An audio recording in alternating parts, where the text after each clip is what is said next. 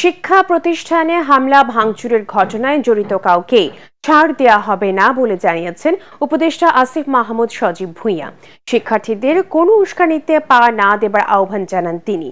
সন্ধ্যায় রাজধানী foreign service একাডেমিতে সংবাদ সম্মেলনে উপদেষ্টা জানান, শিক্ষার্থীদের সংঘর্ষে নিহতের কোনো ঘটনা ঘটেনি।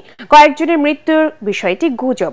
হতাহতের কোনো ঘটনা যাতে না ঘটে সেজন্য আইনশৃঙ্খলা বাহিনী কঠোর অবস্থানে যায়নি।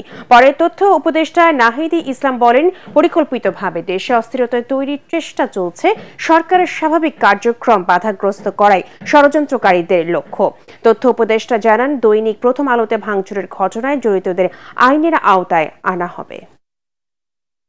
পরিকল্পনা না থাকলে আসলে একদিনে এতগুলো ঘটনা, এটা তো আর কাকতালীয় না।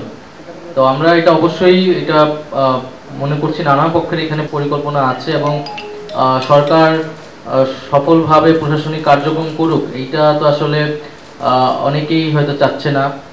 এবং আমাদের যেই বিগত ফ্যাসিস্ট সরকার, তারা তো নানাভাবে অপপ্রচার চালিয়ে যাচ্ছে। কিছুদিন ধরেই ঢাকার বিভিন্ন কলেজে এই ধরনের অপ্রীতিকর ঘটনা ঘটছে। আমরা ঢাকা কলেজের দিকেও এর আগে দেখেছি এবং আমরা বারবার আহ্বান জানাচ্ছি যে কোনো প্রকার উস্কানিতে পা না দিয়ে ছাত্ররা যেন ধৈর্য সহকারে সমাধান করার আহ্বান জানিয়েছি। এই ধরনের ঘটনাকে আর কোনোভাবেই টলারেট করা হবে না।